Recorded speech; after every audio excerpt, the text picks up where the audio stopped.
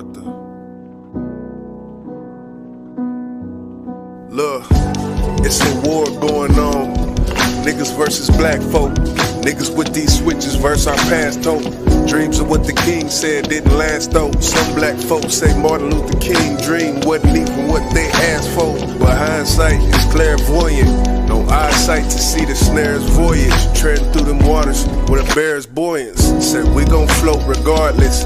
These environments could've broke the heartless, but instead the fire within would show where the heart is.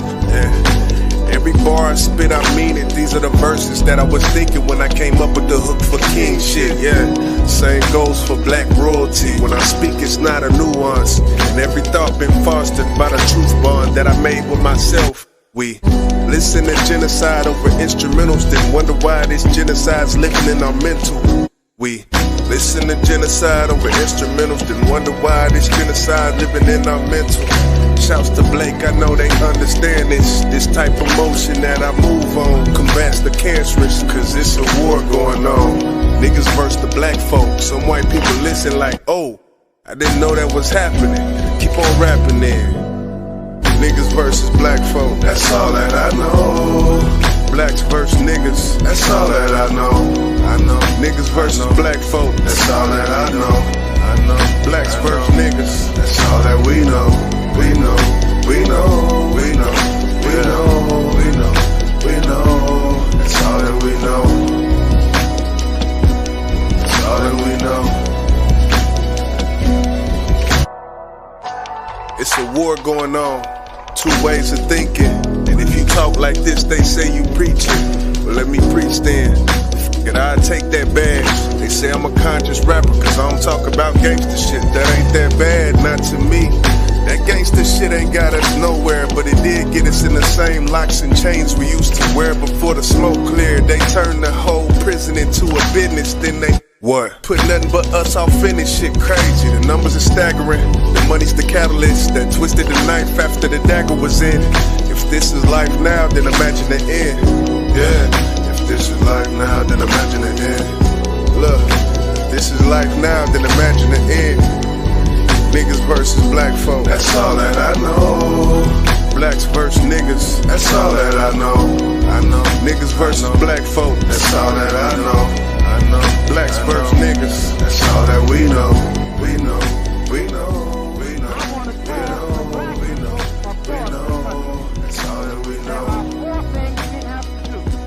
That's all that we know. Yeah, it's a war going on. I put my fist up like Jesse Owens, the polar opposite of Donald Goins. That's my point I'm trying to get y'all to see. We got the same skin tone, but it's two sides to that leaf. And trust I know, both with strange fruit on that tree. Billie Holiday, spoken through me. Really all we wanted was peace. Too many deceased, just wanted to cease. They wanted to be blood, they wanted to see crib. All of this foolery, misguided unity, but divided you and me. Had to get this off, my chest had been way too long. Cause it's a war going on. Cause it's a war going on. Between niggas versus black folk, that's all that I know. Blacks versus niggas, that's all that I know. I know. Niggas versus black folk, that's all that I know. I know. Blacks versus niggas, that's all that we know.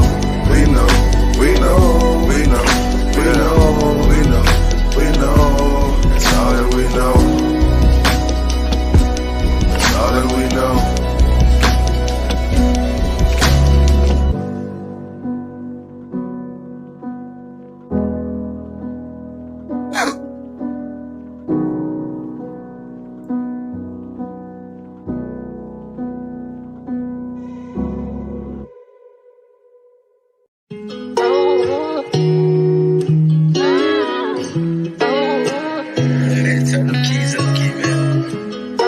What you rapping about in that song, boss man?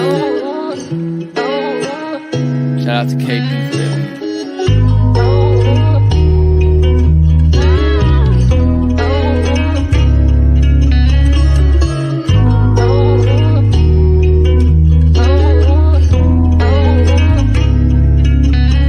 I'm not your average, I am a package. I'm not bringing bringing no baggage. If we committed, then know there was never a tag. Just know I would never look past you. I'ma be there till we put a nigga in a casket. Then I'ma be on the mattress next to your body where we making magic. Where we competing on who come the fastest. My baby the baddest. My love is just like a class. I go to war if you harass her. She know I'm real. Them niggas they faking they have. I went to school just for my masters. I do what I have to, so we go to the next chapter. The memories we gotta capture. Give me a lifetime that's filled up with laughter. And now I'm prepared for what's coming up after. And I know the little things and all of the good it brings. I gotta show love to my little queen. Stay focused on what is in front of me.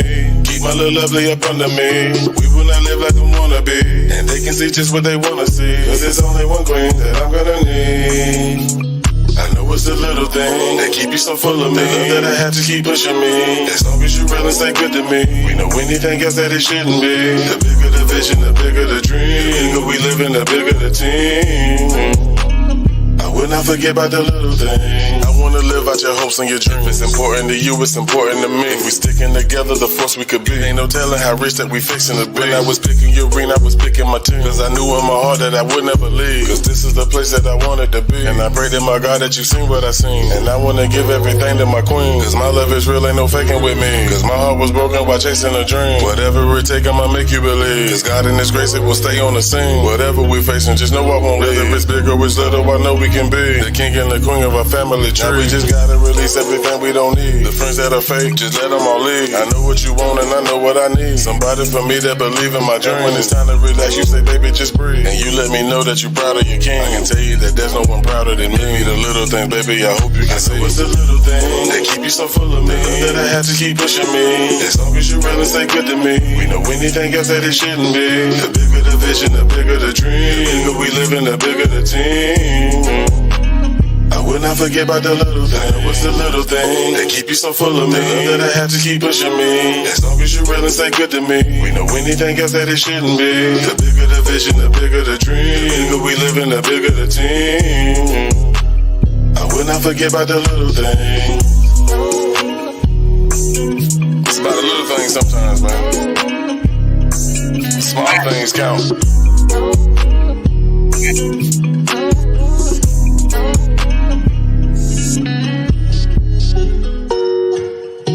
Boss man.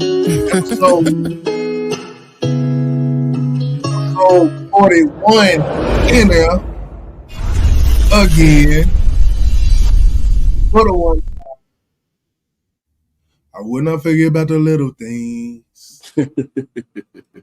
What's good to the people? Peace to the people. Peace to the people. Let's crack a lacking. Yeah, it seems like every time I cannot go live when I pop it up. Soon as I go live, you got to make a feature, man. Right. Salute to Miss Jizzle, man. Salute to everybody in the building, man. We got our fam in the building. We got D-Love, Charlize, Marley 13. We appreciate y'all for being here, and anybody else going to show up later on. You know, we work off of CP time, but it's all good. So welcome to Big Business Podcast. This is episode 41, and it is election day. But, you know, we're not really into politics, but we got a couple things we're going to touch on. Yeah. I love that song too, D-Love. That's one of them ones, definitely. So, it's election. You know, me and you, people who've been here, they know, you know, like, oh, cancel the live, cancel it. Nah. We here, goddamn it. We here. I gonna do that. I see Trump, you know, he doing his thing, I guess, as of now, 90 to 27. Anyway. Yeah, you know, it is what it is. Well, we're going to go ahead and crank this motherfucker up, man, because that just did something to my spirit. So let's turn up one time.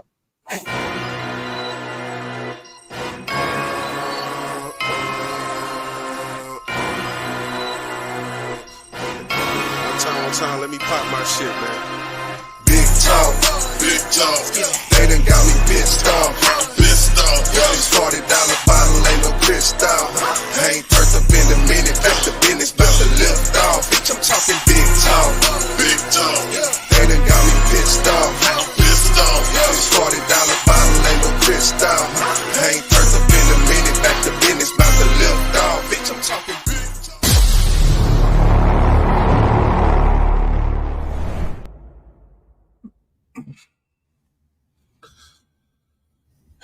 Yeah, so we got some shit to talk about tonight. How you feeling, bro? You had your show last night and whatnot, which was, I was tuned in and looking for topics for the night, of course, but I was tuned in. Y'all was over there talking y'all shit. Yeah, man. You know how we do it on Monday night. Grown folk talk, man. It was a great show. I'm doing pretty good, man. Doing pretty good. Can't complain. I'm still here on top of the ground, like my pop say, man. Another day on top of the ground is another great day.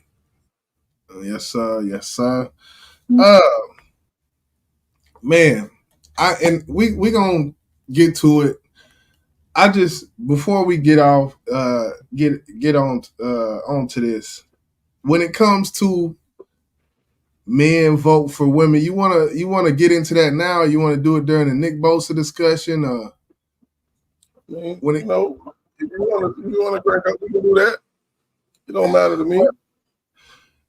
Bottom line, when it comes to men and when I think this race is a gender race, and I figure it's only right. I go ahead and knock this out right now. But I feel like it's a gender race. I feel like there's more women than men in America. Women, of course, they live longer than men. Life expectancy is longer. There's more women than men here. Do you think that there's some men who just won't vote for a woman no matter what? Yeah, I truly feel that is the case. I don't care what color they are. Some men feel like a woman can't run the country properly, efficiently. I don't feel that way. I mean, those type of people, I guess you would call them sexist. But again, we see who the opponent is, and we talked about this backstage, and it's like some people just don't care. Welcome to America. This is America. Don't care me sleeping now. Yeah. I mean, it shouldn't surprise anybody if Trump wins. I'm gonna just put that out there. It should not surprise anybody. We're not gonna harp on this too long. We will discuss the Nick Bosa situation with the NFL later on, which that's kind of a sports topic, but it's some interminglings with politics in which that happens naturally. But it's some men who just won't vote for a woman. I think that will play a part. It's some feminists who just will not vote for Trump just because they feel like he doesn't align with their views and thoughts. So I definitely think gender plays a role in this more than ever because it is a female involved in it, and it never has been. So gender, of course, will play a role in this election. No matter how you feel about it, gender will play a role in this election because there's a woman there. Never been a woman. So I just want to throw it there. Never been a woman. I think damn Michelle could do it. I bet you that much. That's one intelligent black woman. I don't give a damn what you say. If Michelle Obama, if she did, it'd be a landslide, I think. Hell yeah. Them black women gonna show up and show the fuck out. There ain't gonna be no, is she black? Is she not? Nah, she black. Yeah. Yeah. But it's gonna be interesting. Like you said, I would not be surprised if he won. Riding through the city today, they all outside on the freeway, on the side. They fucking signs and shit. I wrote one down and said, Kamala. Fuck goddamn Trump. I will never fuck with Trump. Ever. Can't convince me. That's just my opinion, though. It's my opinion. Yeah, just our opinion. But so moving on, though, of course, Freddie Gibbs dropped the album. Some people probably seen the review I did on his album. I feel highly about the album. And it's going to be interesting. I haven't forgot about Jordan Lucas. I will say that. We talk about album of the year over here. That's one of the things we talk about over here. Us being hip-hop heads, we talk about album of the year. We talk about shit like that. Freddie Gibbs just put out a banger. If y'all ain't listen to it, go on, definitely tap in what that man got to say. D-Love say, I don't care what color her skin is, she not qualified. She not qualified. I'm with you on that, D-Love. I can't disagree with that. But you know, Gibbs definitely did drop in. LeBron James sent out a tweet in support of Freddie Gibbs, which is kind of it was. I don't know if it was surprising because LeBron does this. LeBron keeps his ear to the street when it comes to hip hop and hip hop culture. So this isn't the first time LeBron has done something like this. But to me, I was just happy to see it because it was for someone. It wasn't like Lil Baby, Future, or no one like that. It was Gibbs. So I was like, hey, that's what's up. That's what's up. So we're gonna play this video and we're gonna chop it up. Yeah, because LeBron sometimes he endorses some bullshit. But yeah, let's go ahead. Straight bullshit. Surprise release. Freddie Gibbs. You just got the surprise album with the help of Freddy Krueger. How'd that come about? Oh, Robert England, man. Yeah. No, I called him and I was like, hey man, you've been haunting me since I was a child. Come help me, I'm about to drop an album or something. I didn't even know it's coming. That's the beauty of you. You didn't even know. So you couldn't even prepare yourself to hate. Facts. You just had to hate today. So yeah, you only you only die once. Yeah. You got production from Lambo, BDX, shout out to Pops, 454, man. We did our thing, man. We kept it all in house, man, with all the homies. We just did, this is a great thing. We did it, all the homies, and it was just me rapping. We ain't have to worry about no rappers. Yeah, no features. None. There's no need. It lets you know you can make a perfect album. You don't need no features. We just seen LeBron endorse you too. Oh, shout out to LeBron, man. Hey, I'm about to bring Ivory back to the game. LeBron, that's Ivory's favorite player, man. So shout out to LeBron, man. The biggest, the king. We gotta ask you though. The BET Hip Hop Awards just happened, and they cut the freestyles out. Oh yeah. Like no more freestyling. No more ciphers. I know why they did that. Is why? Because it's trash. I mean, is that a bad thing for? Shit. If y'all could rap, then they would have kept that shit going. Yeah, true. Hey. I can rap though. So. You got any more videos coming out for the album? Like, we're gonna do a thing. You got videos. Hey, I might show my booty again. Oh. But yeah, so I thought that was interesting. Him saying BET canceled the ciphers. No more BET ciphers. And your reason of why they canceled them ciphers is the same reason he said. Damn right. For real, man. And they need to cancel the one that XXL do too. Shit. They need to stop that shit, man, because the shit is horrible, bro. Freestyling is a God-given gift. Everybody don't have that shit, bro. Now, if you gonna join the little cipher, come with something that you wrote that you can remember. You know what I'm saying? That you might can tweak to different beats. You know what I'm saying? Because going up there and freestyling, like I heard that dude ASAP trash. Real shit, bro. Who'd you say, ASAP? Ain't his name? ASAP Ferg? Oh, yeah. Yeah, he did a XXL. Him, I told you it was him, Absol. Oh, yeah. And I think it was another guy. I can't remember his name right now. But the ones who sound good, you can tell they wrote it. I don't care. I don't care if you wrote it. Right. Just don't get up there and put no bullshit up there. Just come with it. Just come with it. Come with some lyrics. That's all. That's the main point of it. BT cannot, if you got a platform and you got something where lyrics is on display and nobody who y'all recruiting is coming with lyrics, then yeah, just stop. But the problem lies in y'all not finding people to do it.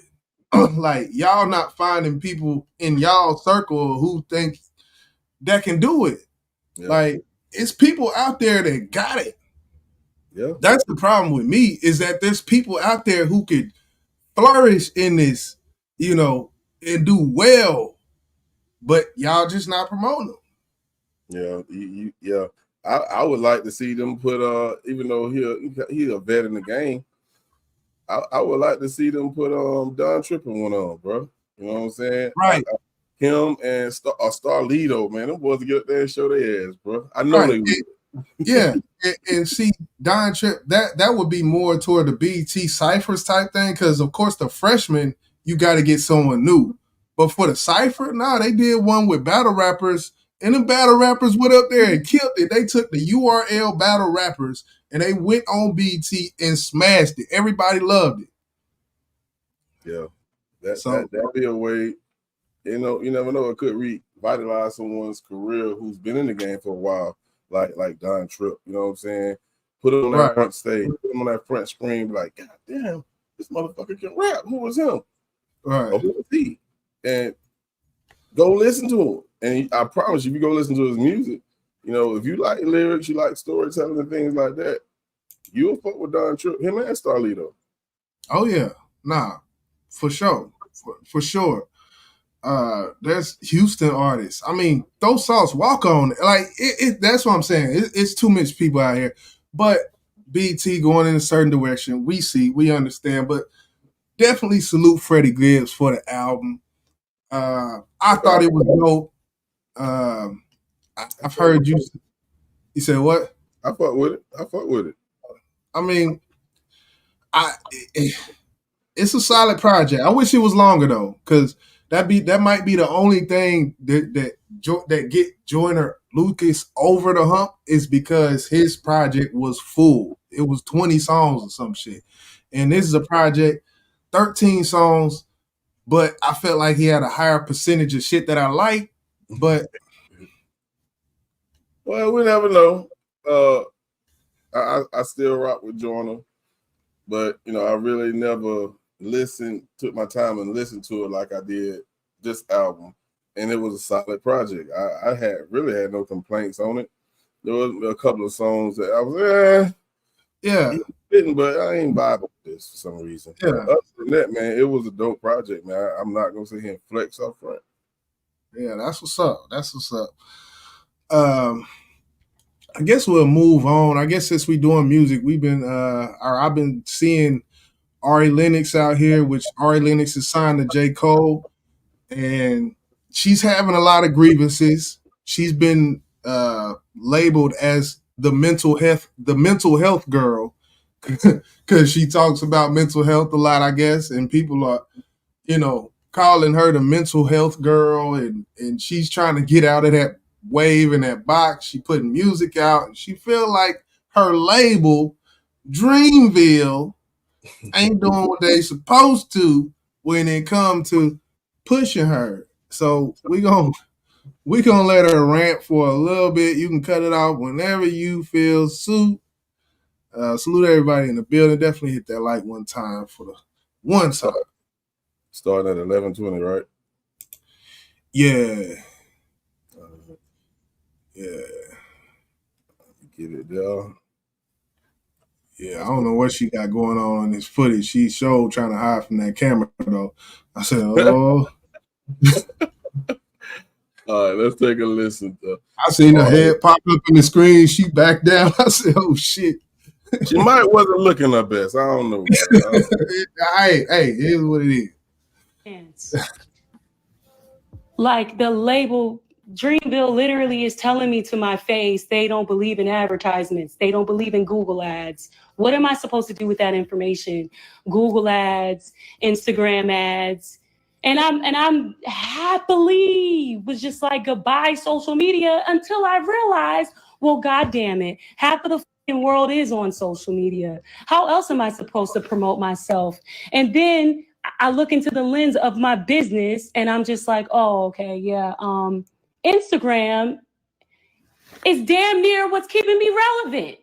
This is hilarious. How the am I supposed to walk away from this shit? How? This is how people find out. Like, this is how people find out. Because how they promote is let's just do a post on Instagram. Let's do a post on your story. Let's do a post on our Instagram. Oh, and don't let me get started on this mailing list that I was so excited to invite everybody to. And then I find out, oh, well, this is a mailing list where they not only promote my music, but they promote my other everybody else on Interscope's music. This isn't my personal mailing list. So that was like a nice thing to like find out. Like, okay, the business is not in order. And I just want to pause it here real quick. When she said that the label is not allowing her, or they don't do, IG promo or any type of promo on social media, do you think is it because they feel like they're a major label with a major distribution company? Maybe they should be putting in that work, because the promotion that she's speaking of is promotion that independent artists actually use to promote their music. And it may help some. If you have a big enough following, it's going to help you a lot. But of course, if you're up and coming, it can help. It will help a little bit. But I'm confused if they're not promoting her. And obviously, she needs promotion. She's taking it into her own hands and trying to get it done herself. Why would they stop her from doing that?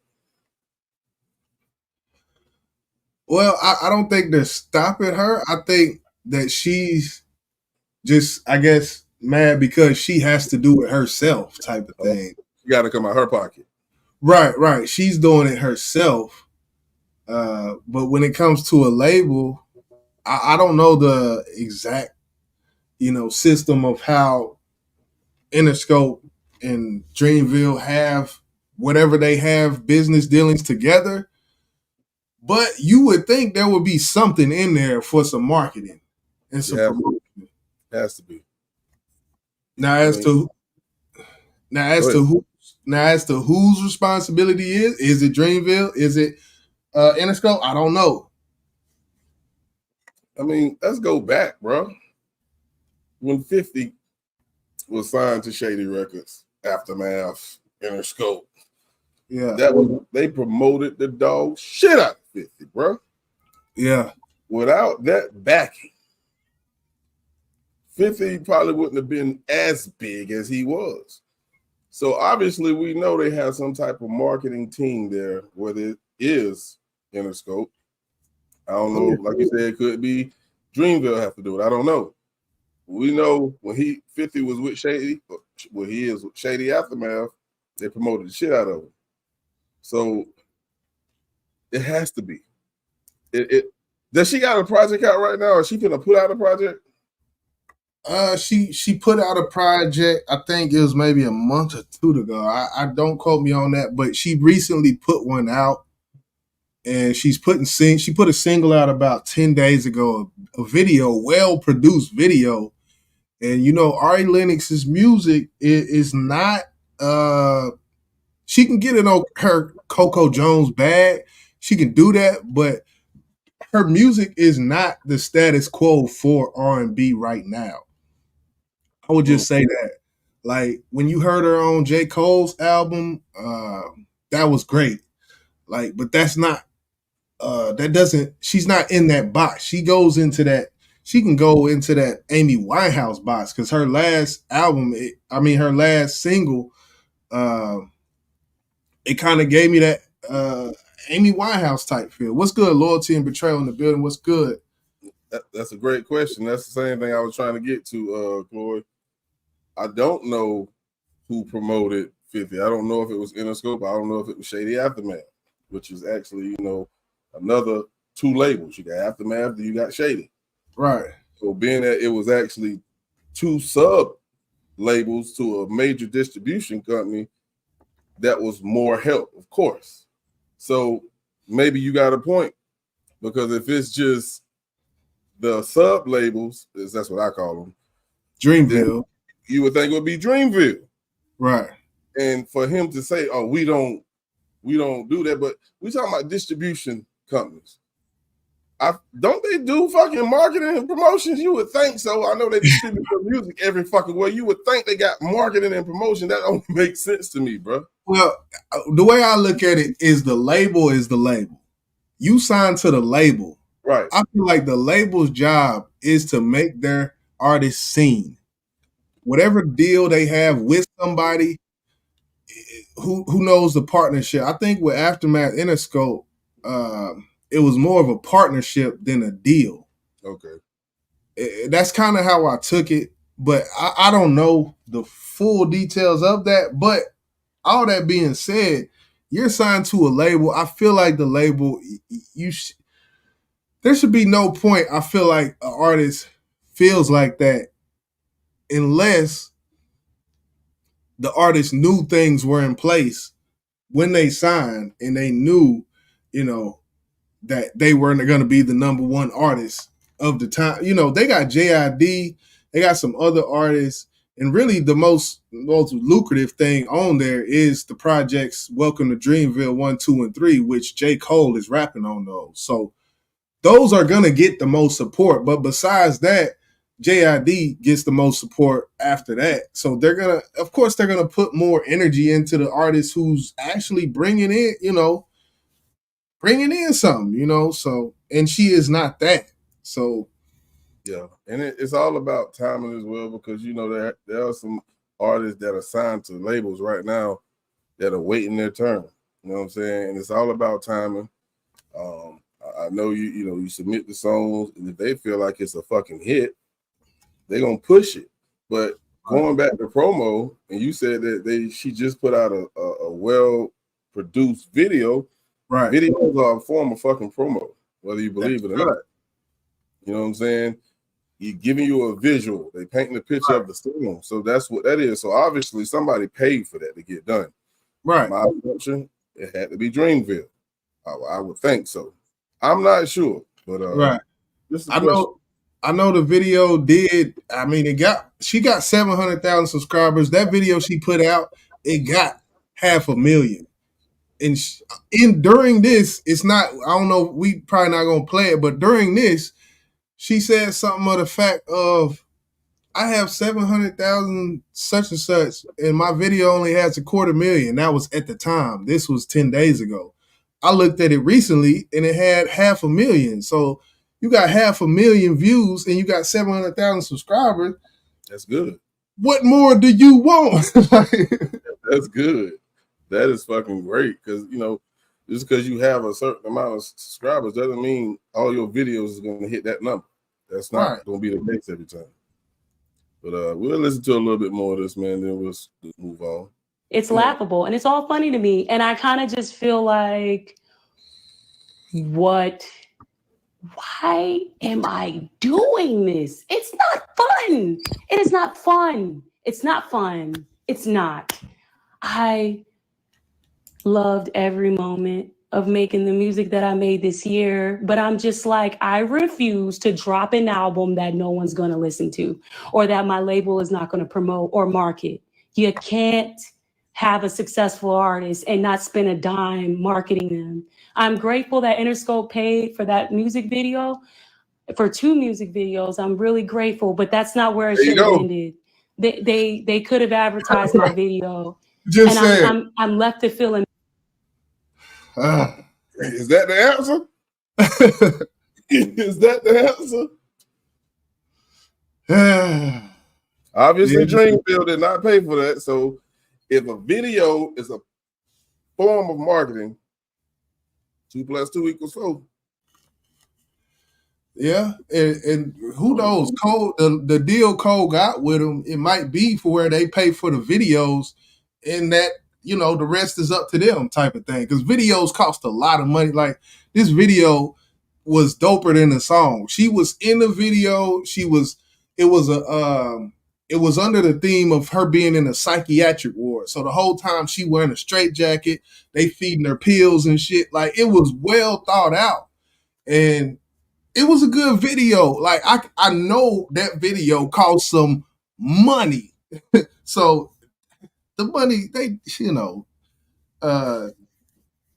Chloe say, oh, she talking about, that's another thing, like the beef with 50 and Diddy, that, people dropping on the same date and stuff, like all these little things go into it. Now, I think that's what kind of you was alluding to when it comes to timing of a project.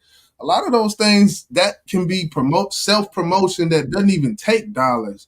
Said from what I remember, Eminem would have got out there and promoted them himself personally if he needed to. You know, that's you gotta do what you gotta do, baby girl. I hate to. It may sound harsh. There may be some things Dreamville, J. Cole, and his partner, because Dreamville is Cole founded it with I think it's a Muslim guy, because his name is like Hassan something. I looked up, but maybe it's some things they could have did. Maybe she needed to just suck it up because nobody knew who you were until you got with Dreamville, baby girl. That's all I can say. Yeah, I understand that, but when you sign to a label, a major label, and you should never have to come out of pocket for promo, excuse me. You should never have to do that. That's why you sign to a label. That's why I say a lot of artists should stay independent, because there's so many different avenues where you can do it yourself that won't break the bank. Now, if you want it done where it can reach places that the average artist can't do, right? That's where the major labels come in at. Right. You know what I'm saying? So I feel like she has an argument, especially if she just dropped a single, she got an album out. I haven't heard of it. I heard of her. I haven't heard not a fucking song she's done. Yeah. I heard of this, and that's how I found about the song. I heard of this situation, and that shit what led me to the song. So I went and listened and did my due diligence, but I don't know. We gonna leave it at that. On that one. Let me just say this real quick, then we can move. Go ahead. Many up and coming artists, if you heavily believe in yourself and your music, rapping to us is the easy part. It doesn't stop there. Right. You have to push your music, man. You have to push it. Yeah. If you build your marketing team, a promo team, get you some people that fuck with you and believe in you. They have to believe in you, not just a bunch of fucking yes, man, because that shit ain't gonna work. If you keep some solid motherfuckers around you that's not gonna let you slip and keep pushing you, you eventually make it somewhere. I can't tell you how far, because the game is topsy-turvy, I swear to God, because they forget you real quick. Oh yeah. Her first album, I think she hit number 11 on the R&B charts. Shea Butter Baby, what it was called. Dope project. It's been some time. It's been a while since she did drop. So, So I don't know. I haven't, J. Cole, of course, is not going to come out and refute anything. I don't think it's his place to, in a certain sense.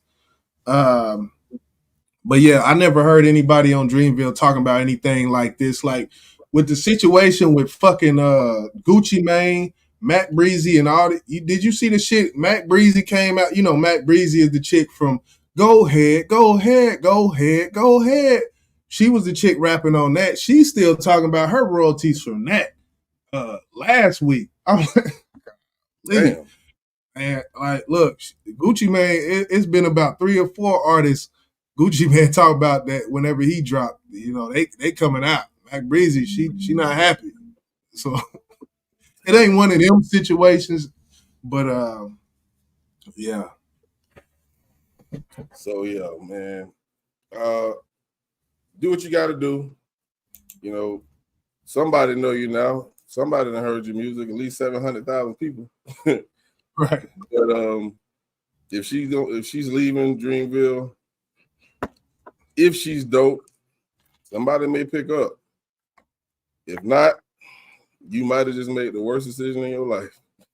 So, I will say she's talented though. Like Charlize, she said it. That girl got a voice on her, so it's undeniable talent. But like you said, you got to do more sometimes. Yeah, and I haven't heard it, so I'm gonna have to take the time to go listen to her after the live, because I want to hear how dope she is. But yeah, we're gonna keep the show rolling. And before we go any further, because we're speaking about music. And we're speaking about how it's pushed out to the masses. And we speaking about people who back you. This man right here, if he, despite all the rumors about what people said about him in his personal life, we're gonna throw that in the trash right now. This man right here, if you had him on your team, you were successful. I pretty much can guarantee it. So first, before I play this, I just want to say rest in peace to the late, great Quincy Jones. He passed away at 91. And let's just take a look at this and we'll chop it up. I think Jizzle got some things he want to talk about. So let's take a listen to this. Now to the life and legacy of Quincy Jones, the music titan who worked with Frank Sinatra, Michael Jackson, Ray Charles, and so many more, passing away overnight. Lara is here with more. And I remember when he was asked time and time again how he wanted to be remembered, he would always say, as a good father. Yep. He did, and that he was, Robin. Good morning to you. He was the father of 7 children. In fact, his very last post on Saturday was wishing his daughter, Martina, a happy birthday. But Quincy Jones was a creative genius, considered one of the most influential forces in modern American music. His career spanning 70 years, and in that time giving us some of the most memorable music of our lifetime. The world is mourning music titan Quincy Jones, considered to be one of the greatest minds in music and television history. I've seen the power of music as a tool to reach the hearts and minds of millions of people. Born in Chicago, Jones found his love for music when he moved to Seattle as a young teenager, and it's there he met his friend and collaborator, Ray Charles. Ray was like, wow, he was like God to me. In the 1950s, Jones followed his passion working as a trumpeter and conductor for Lionel Hampton's jazz band. He would go on to work with jazz greats, including Ella Fitzgerald and Duke Ellington. And he worked with Frank Sinatra on the classic Fly Me to the Moon. Fly me to the moon. Come on. No, we ain't gonna do that. Wiz from Michael Jackson Bad, The Wiz, Ray Charles. He played trumpet for Elvis Presley. Like this man, look. Thriller. You see the people that he's attached to, man. Yeah. This man was an icon when it comes to music, man. And 91. Go ahead. No, you good. Go ahead. I mean, you can't be mad at 91, but it's one of them things where you got to salute people. You definitely got to salute this man, regardless what rumors you heard. Rumors with what's his name, the comedian, light skinned Richard Pryor. You know, we heard all these rumors and whatnot. Look at that man catalog. The man catalog is crazy when I actually dug into it, and you could probably press play on it now. Writing, "This life that I've been blessed to live is not one that I take for granted. I am grateful for every person who lent me a shoulder to stand on." Quincy Jones was 91 years old.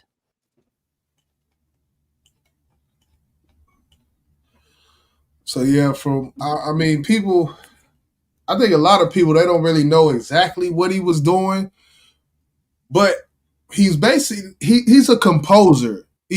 I would even call him a composer / arranger / producer, because he produced songs, but a lot of songs he didn't produce. He composed the songs and he arranged the music and the way the instruments interweave into each other and things like that. When it comes to the technical side of what he was doing, that's kind of his role type of thing. He was a great arranger when it comes to movie scores.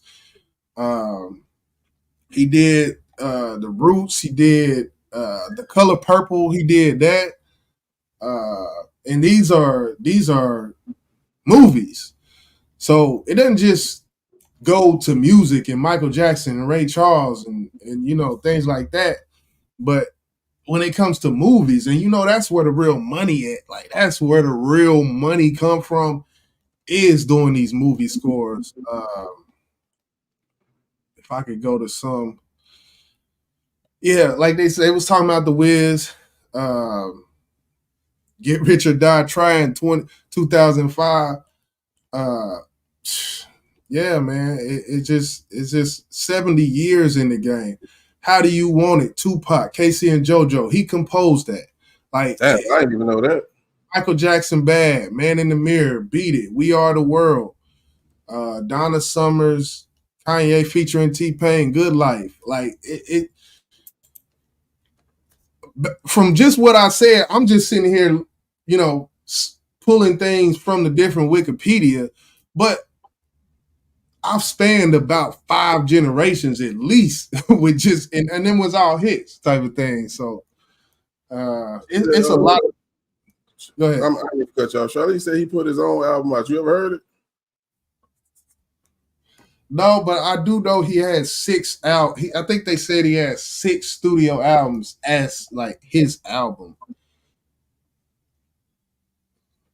He said, I'm just going to the back pews. Who that said? Charlie said that. Oh. Said, I conflicted about what she's conflicted about what she knows though. And you know, yeah, we in that era right now. But everything is coming out, and I some things I will speak on. When it comes to Quincy Jones, I don't know. I heard about it. It's not like the P. Diddy situation. I will say that, but his sexual preference is his business, and it doesn't change what he's done. If he didn't hurt nobody. Look, I ain't got no fucking problem with you. But if you out here hurting people, I got a fucking problem with you. Yeah, we heard things. We never heard any R. Kelly things. We never heard any P. Diddy things. We heard things though. Let's put it like that. You know, as far as his shit, they said he had 7 kids. Tech 9 basically got his start from. Well, not his start. Let me not do that. Let me not disrespect Tech 9's catalog like that. But the work he did with QD3, which was Quincy Jones III, the work Tech 9 did with QD3 is basically what blew him the fuck up to what he is right now. From getting the Roger Troutman, I tend to think the QD3, because the QD3 plug came with Tech, and then he got a song with Roger Troutman. I don't think that happens if Quincy Jones isn't somewhere in the mix. Like, you don't get songs with Roger Troutman. Like, he got a song on his album with the original Roger Troutman. And that come from working with QD3, which is Quincy Jones' son. So, you know, from the man legacy, I'm not going to put on dirt on his name. Whatever he likes to do in his bedroom is what he likes to do. I ain't finna touch on that because I wasn't in the bedroom doing it with him, goddammit. I'm just put it like we talk about music. Nah. D-Love say she backed up front of What's good, Cupcake? What up, Nikki New in the building? Yeah, man. So definitely rest in peace to Quincy Jones. My condolences to the family, friends, all the loved ones, all his kids. He lived a long, full life. 91. That's a blessing. 91. That's a full life. I don't know what much more you can ask from. I think the average lifespan of a male in America is in the upper 70s. If the last time I checked, I think it was 78 or 76. It might have been less than that in the women in 76. Might be 70, might be even 65. Yeah, I know the women's is higher, but 91, that is a full life. If you live to 91 and you're not going through pain daily, you have completed. You have got to Shang Tsung on the Mortal Kombat ladder. Like, you know, when you used to play Mortal Kombat and shit, and you have to fight the low people, then go up. Like, you have completed. You're good. Like, so you got the Goro, you know, with the 4 arms and shit. Pow, pow. Yeah, man. Yeah, so we gonna keep it pushing, man. You want to go into Nick? I think I want to do the. I think I want to do the Poppa Thug. Poppa Thug, okay. All right. Yeah. I don't know if Miss Loyalty is still in here, but she may have some jewels for us on that because she been following this. She been following Young Thug too. Well, I'm pretty. I just assume. You know, I don't know. I just assume she know every fucking thing. You ain't giving me a link to that one.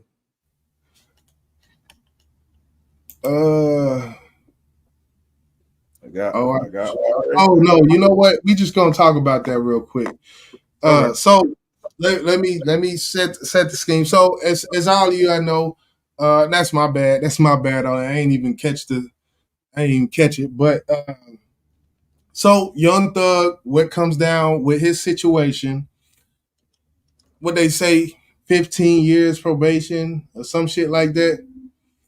His father did a press conference, and in his press conference, there was something, you know, for the most part, about 95% of it, I understand his intention. I understand his point of view, even though after these, you know, this long drawn out trial and all of this going back and forth, he still feel like they've wronged my son. Like at a certain point, he talked about how they guess they mandated that he cannot live in the metro area. Judge says Young Thug can't live in the Atlanta metropolitan area. The father's response to that was, that's offensive. Like, that's really offensive because that's where this man's roots are, and you're going to deny him from being around all of the family that he has in this area. So his father took offense to that, and he voiced his opinion on that. He wasn't holding back to a certain extent. He kind of got up there and talked this shit. He also said, he's like, look, it's still YSL. I'm YSL. I'm gonna be YSL for life. And when he said that, I understand the sentiment. I understand his sentiment in saying I'm YSL for life. All I would just hope that everybody involved understand is this is Young Thug. This his life. You're the father. You're not him. So when it comes to YSL for life, I understand how it may look on the outside, like when it comes to changing the name or whatnot. But I feel like the YSL name, from what the people who seen like your short you put up, where you put up the short about Young Thug's heartfelt, you know, message to the court, his apologies for it taking so long, and all of this that Young Thug said during this. It's like, I feel like there should be a name change. Like like you don't have to stay white. Like there's a whole trial attached to this thing. I feel like he should come up with something new, man. Come up with something new. I know it may sound like, oh, you bending and folding and all this shit, but man, when it come down to it, that's just how I feel. I don't know. Do you want to take a listen to it? Because I actually found it. Yeah, it was more in the middle. I don't know if this is this. I think this may be a different one, but we could definitely listen to it. I ain't opposed to that at all. Let's just take a listen. If we're not at that point, we can skim through it. God damn it, it's big business. Oh yeah, we here. Salute to the people hit that light one time. I was in agreement with Brian and Keith. Let's keep fighting. You know what I'm saying? Let's make them continue to embarrass themselves. See, at the same token, my son is a. I understand. Like I said, I understand his sentiment, but I'm like, you just got like, this is basically like you didn't get off because you did time. But I feel like let that man speak for himself. I agree. I agree with you 100%. This was a RICO charge, bro. And I say he beat it because he didn't do the time that they wanted him to do. Right. Because he was jailed for like 2.5 years. So he did some time. But that's not what he should have got. So he should look at this as a blessing that your son is now home. What your son was a part of was hip hop and then some gang shit where people lost their lives. My brother got in so much trouble here before he passed. Well, this was way before he changed his life. They banned him from Brunswick for 15 years, bro, because they felt like he was a menace. Right. He was. He robbed people, beat people up, and then he changed his life and got married. Thank God for my sister-in-law because he became a whole different person. Right. But I understood. And I'd rather be that way for somebody to take my brother's life because the fear they have for him. You feel what I'm saying? So it's a lot of people in the A that feared Young Thug and the YSL because what they stood. Now, I'm not taking anything away from Young Thug that he did good for the community, but you can never erase what you've done. You can't. Be grateful he's out and he's not doing 45 fucking years in jail. That's all I got to say. That's what I feel like. But I feel like the father, he got some shit to get off his chest. Most definitely, he got some shit to get off his chest. And Chloe, she said, "Yeah, I didn't follow the." Okay. The other 10,000 cases she done covered. Okay, see, I was just assuming, making an ass out of myself, assuming, but you didn't cover that case. Let me recant that statement.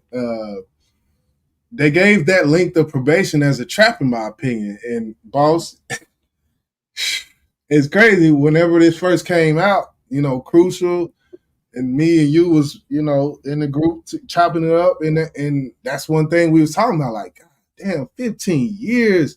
And I think I even went to go as far as say, one day you had a little too much drink, you driving and get pulled out. Like, it's so much that can happen in 15 years.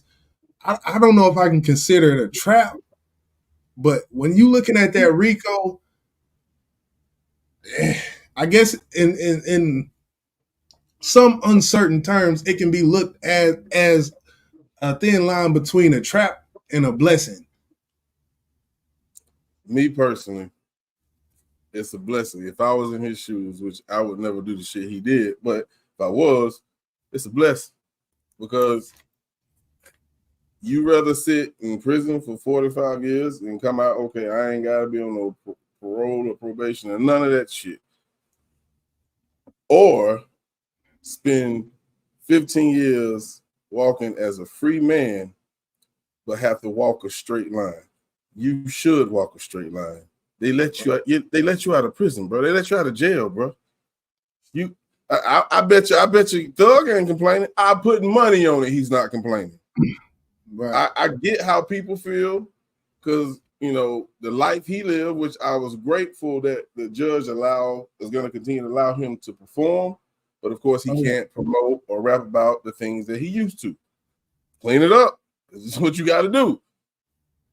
But when you get a second chance at life, take advantage of it, man. You got to. I don't give a fuck about the stipulations. I don't care about them 15 years.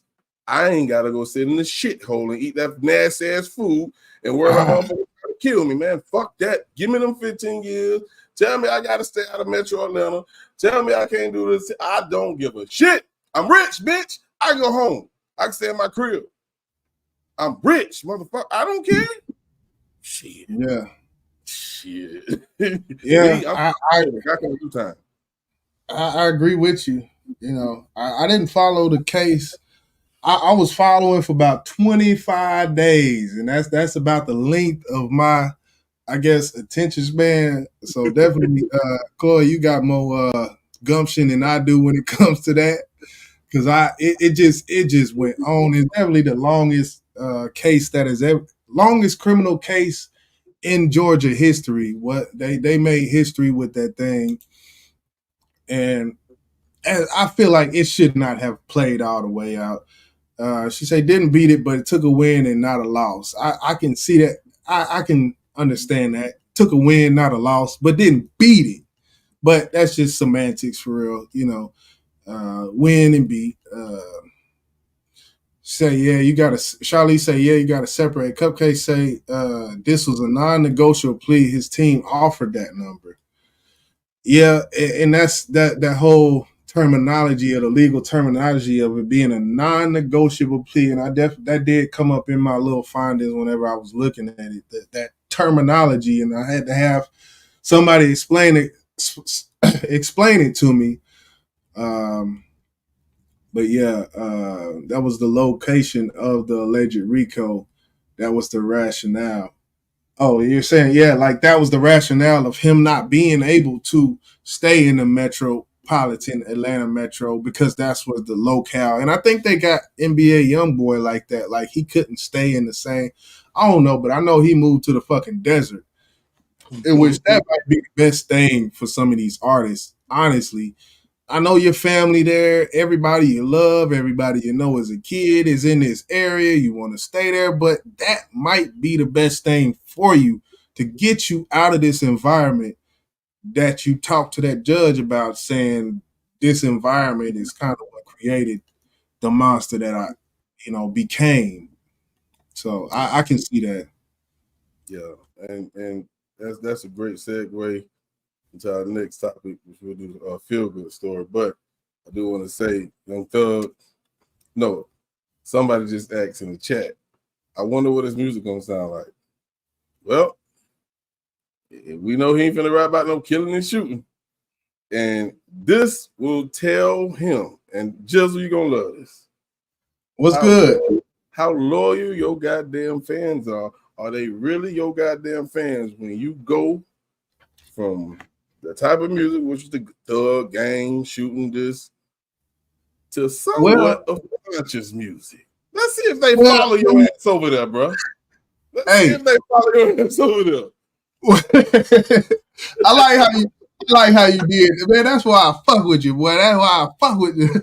But I like how but the thing I will say to that fact, I will say that Young Thug did have a lot of music for the ladies.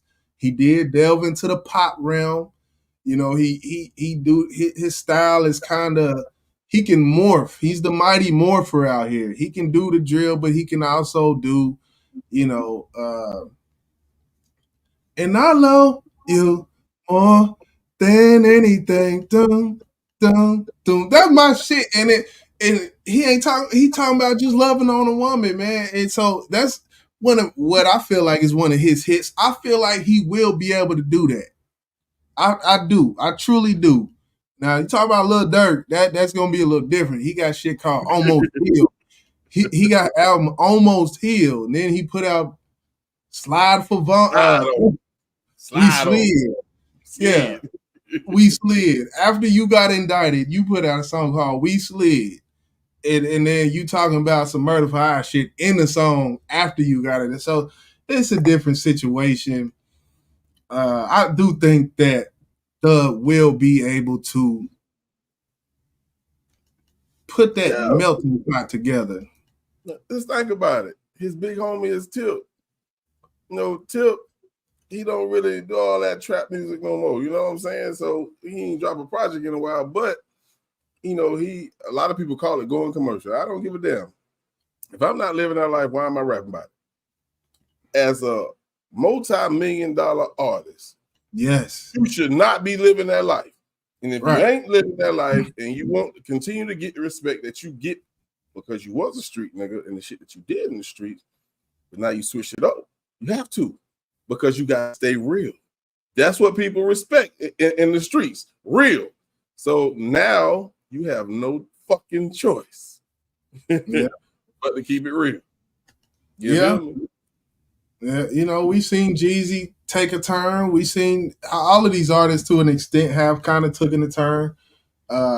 One thing, before we move on, one thing Young Thug did say, or one thing they did say was in his stipulations that he would do 4 concerts a year, that the proceeds will be given to something, like basically 4 donation type things where he's got to give the money. And in his, his heartfelt, message to the court and to the judge, he said, "Hey, I've done this. I gave $750,000 to such and such for this concert. I got $500,000 from this concert and gave it to this cause." Like, so he was already doing that. And I think the court kind of sees that, and they understand that he has a voice. He has a worldwide following. And yes, he can be used for good.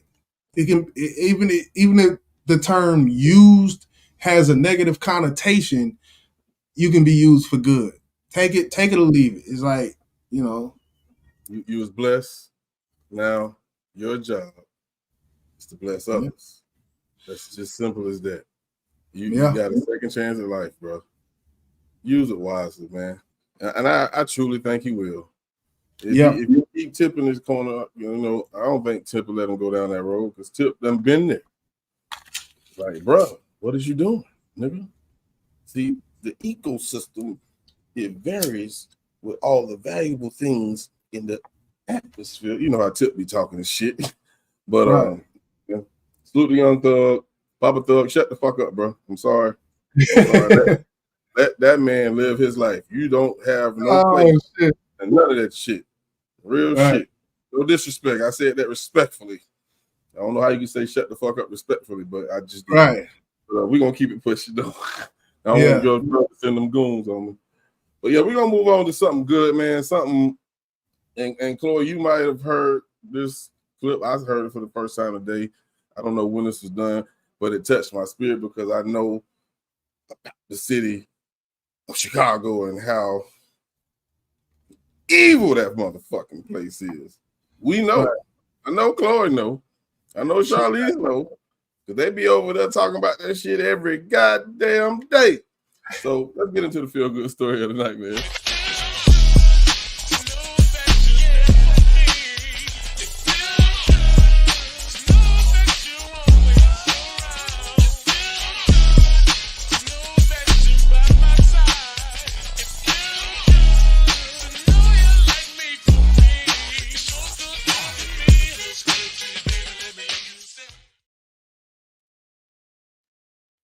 All right, so feel good story comes to you tonight. Of course, like I stated earlier, city of Chicago, should I say, is the city of LA by way of Chicago.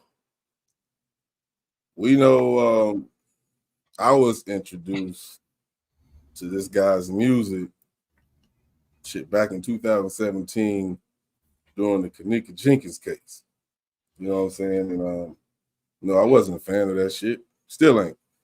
But to see somebody come out of a place like Chicago willingly, voluntarily, to change their life, I ain't got no choice but to salute them, because a lot of them don't make it out. Now check this out. Like the streets and everything that came with that, it hit me in like a whole, especially in Chicago. So when I moved to LA, I kind of like started getting better as a person type shit. Yeah. For me to go to LA to actually grow out of what I was and who I was and how I was. Now I'm even talking, like you couldn't get me to fucking talk in an interview. I'll tell your ass, how are you? 300. Yeah, no. I ain't really speaking. I'm not being vocal. Yeah. Like that. But nowadays, I mean, I got something to say, really, really.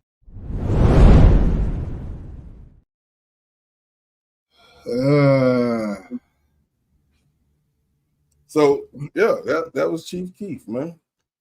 And I think I don't want to speak out of turn. Wasn't he a part like that drill coach or some shit like that? Correct me if I'm wrong.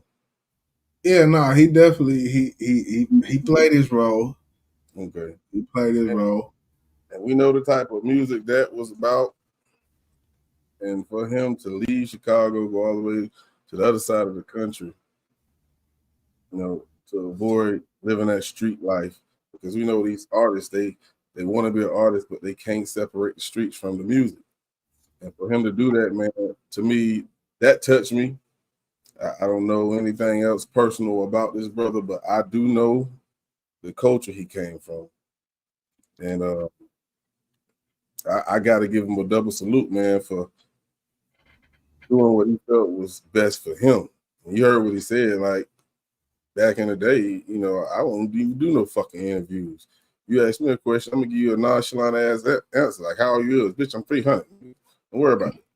You know what I'm saying? So just to see someone who of his caliber, from what I've heard about him, like I said, I don't know him personally. I don't know his backstory, but I know the type of music he did, and I know where he came from. And for him to be where he at now, I salute him.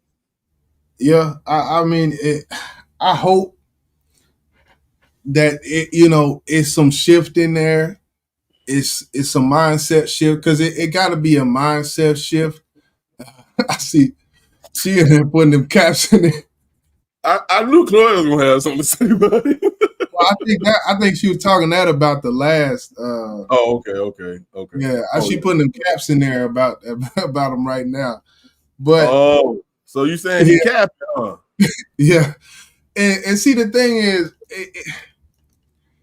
if that, I hope that he is, and the thing about it, just the way he coming across, it does allude to like he's definitely seeing some things different.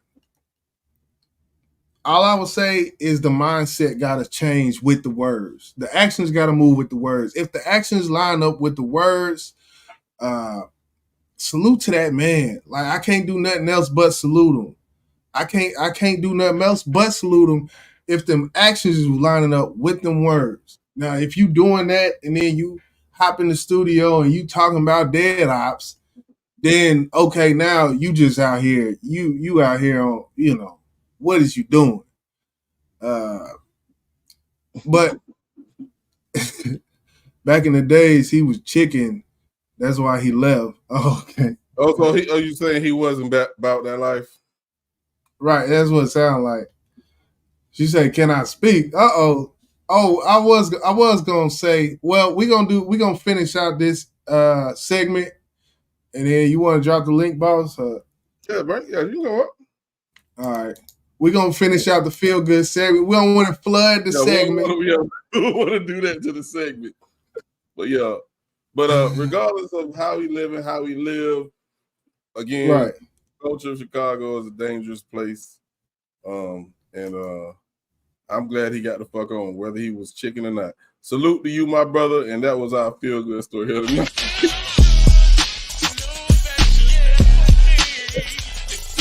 Hey, yo.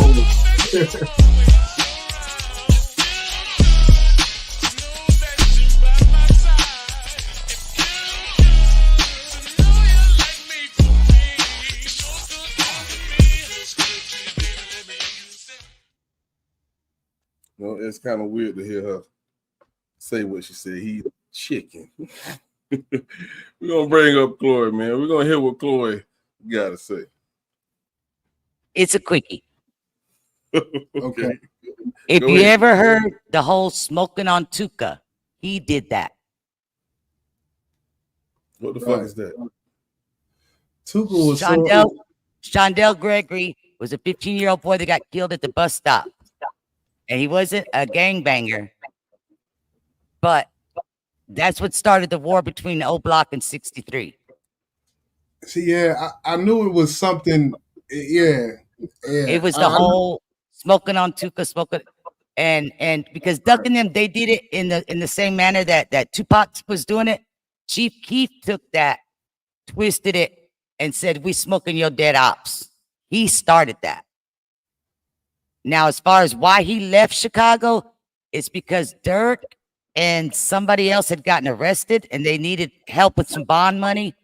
Chief Keef said he was going to help them, and instead, he decided to go buy some four-wheelers and made some videos that they was out there playing and getting it. So the guys, the OTF and the O Block went in there and robbed them, and people got hurt from that shit. And that's when he moved.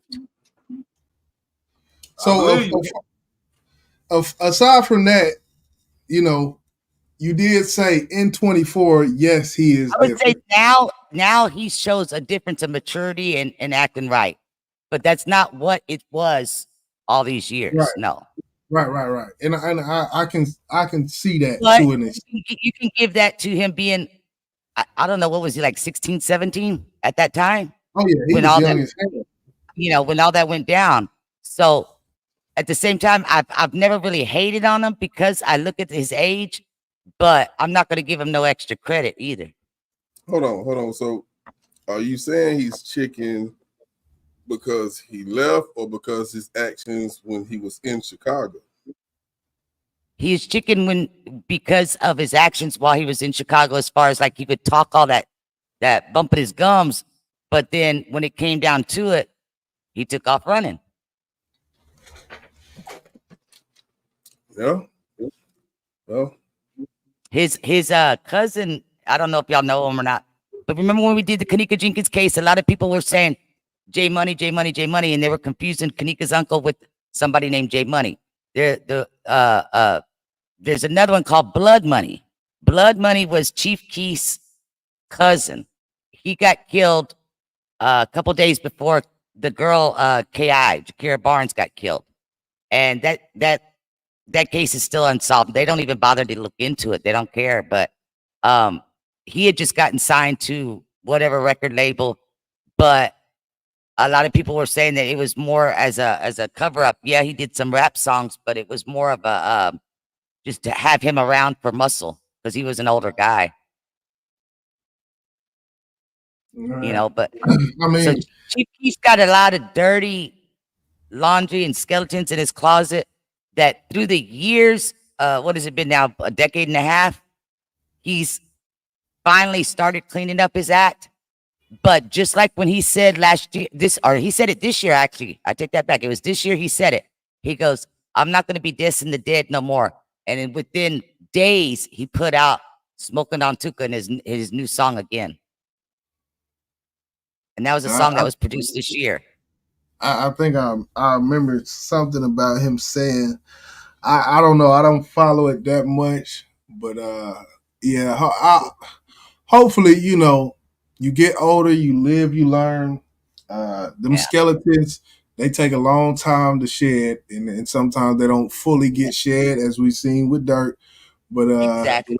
when it comes, if he would have done that this year, I would be able to give him credit. But he did that this year, coming out with another song that said "Smoking on Tuka." And like I said, Tuka's mom has actually come on social media and did interviews, crying and begging and please, what has my son done to y'all? Because Tuka was killed back in the early 20-teens, early. I mean, it's been over a decade that he's been gone. And you still gonna throw his name out there now, still? More than a decade later? You see, so I agree with you're muted, boss. You're muted.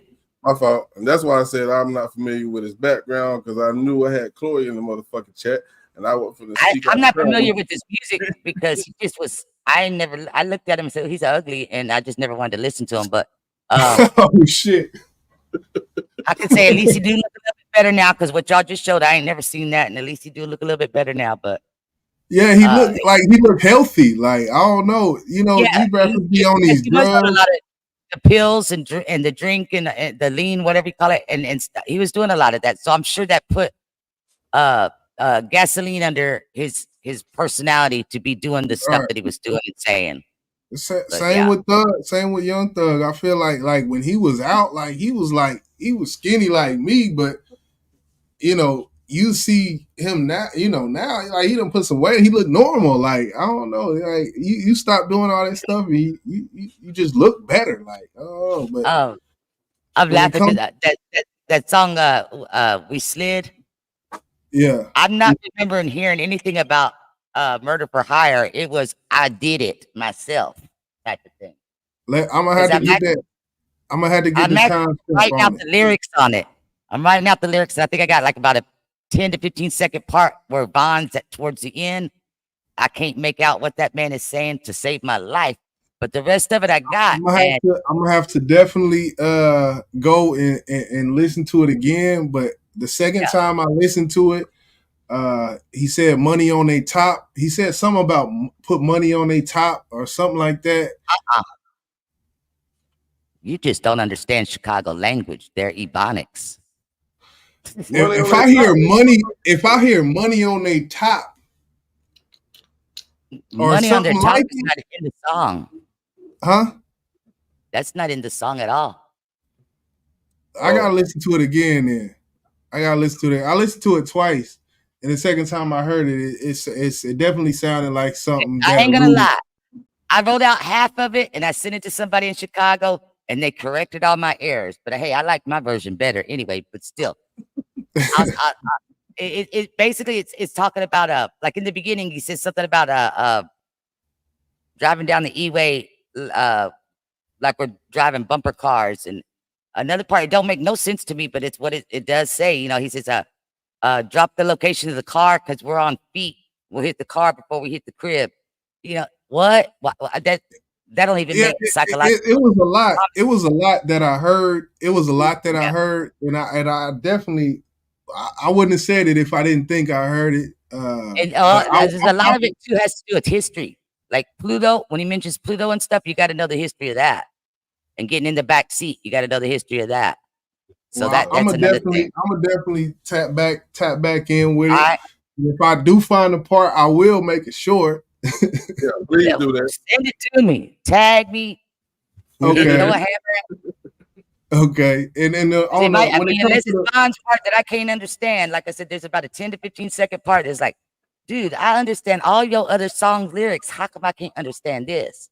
But I guess it's because they threw that in there after the man was dead, trying to make it like if he was part of it. So I don't know. When it comes to the trap, but when it comes to the Trap Lord Ross comment you made, there is a segment that I did see Trap Lord Ross got interviewed by a large podcast. I'm trying to think of who it was who did that interview. The ones in the barbershop?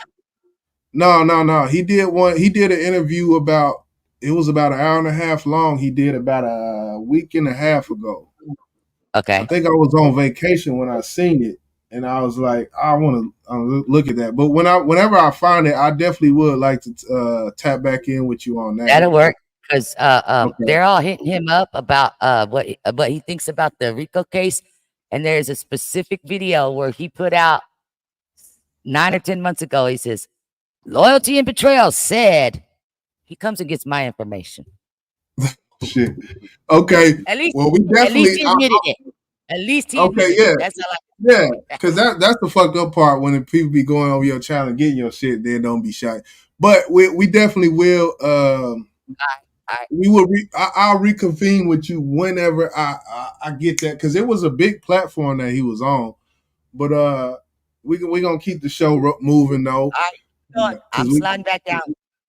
I slide up the top. You don't see me. That was a bar. Yeah, we appreciate you, Chloe. You know, Chloe got the goddamn scoop on Chicago, most definitely, man. Appreciate you for sharing that information with us, but still salute to you for getting the fuck out of Dodge. Yeah, still that. So we gonna keep going. We already at 123, 24, and still got a couple more things we got to touch on. So you want to do Nick Bosa now, or what you want to do? Yeah, we got 2 topics. Let's go ahead and get into the Nick Bosa. I got to take a bathroom break. But I'm gonna put me on mute, and I'll put myself on mute, and I'm gonna be listening. But if you can run that, no, hold on. Oh yeah, we do got a video for that. Yeah, we can go ahead and do that. That Nick Bosa. I bet. So this is Nick Bosa, and apparently there's been some talks about what he done in a post-game field interview, and he was representing MAGA, and it rubbed some people the wrong way.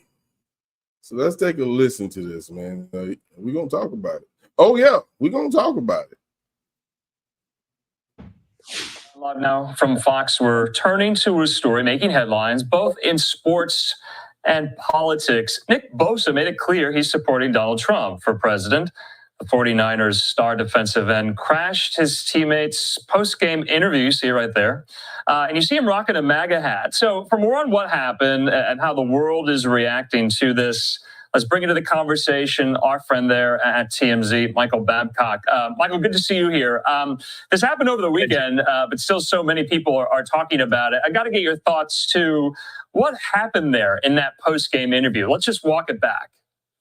So Sunday Night Football, obviously, it's the biggest television show going. The 49ers beat the Cowboys in what was a really close, tight game that was watched by millions and millions of people across the country. And at the end of the game, as NBC was interviewing some of the stars of the game, namely Brock Purdy, the 49ers quarterback, and George Kittle, their star tight end, Nick Bosa, who, of course, one of the best, if not the best player on their defense, he comes up, briefly points at his MAGA hat before he sort of runs out of the frame. It was short and sweet, but it got a lot of people talking, a lot of people saying that it was inappropriate for Nick Bosa to make a political statement on the field of a football game, questioning whether or not he might be punished from the NFL and so on. And it really has, Andrew, kicked off a ferocious conversation, a polarizing conversation, to say the least. Yeah. These things get intertwined sometimes. So when it comes to this topic, right? First off, what he did, was it wrong in your eyes? He basically photobombed 2 nights before the election, photobombed Sunday Night Football, which is the largest television show going right now. It has the most ratings of any television show on TV type of thing. Regular TV we're talking about. Photobombs MAGA. Do you think, was he wrong for doing that? Should we look at him crazy? Well, some information that you provided me that I didn't know makes him wrong in the NFL eyes. Because what was it you told me earlier? The exact rule, and this is from the NFL. The NFL rule is players cannot display political messaging. That is in the NFL rule book. So in that case, he's wrong in the NFL eyes. Right. If that was not a rule, no, he's not wrong. Because a lot of people outside of sports where that is not a rule does that. They represent who they represent, and they will tell you who they represent. So he is wrong because he broke an NFL rule, right. And he will be fined for that. I'm pretty sure. Has he been fined? No. They are speaking about fining him for doing it. And if it was a rule, then he should be fined. But is he wrong? No. Okay. Should he be fined for it? I guess. Absolutely. It's a rule. God damn it. Hell yeah, he should be fined for it. Okay. I'm trying to slow walk it. So yeah, it's a rule. You should be fined. Now, I'm seeing a lot of people, and the tweets that I seen were from Twitter, different people on Twitter. I seen it was a picture of Colin Kaepernick next to Joey Bosa. I think that Nick Bosa. I said Joey Bosa. I don't know why I said that. The two pictures were next to each other. It said two 49ers players, two political statements, Black Lives Matter, which would be Kaepernick, and MAGA. And then they say only one is allowed to play in the NFL. Or only one is allowed by the NFL. When it comes to putting out these narratives, how do you feel about just seeing that in itself and people roo in the chat type thing? Well, it's not the same thing at all. What Colin Kaepernick did, he was standing for a situation that's been going on in America for over 400 years. And he was standing for what was right.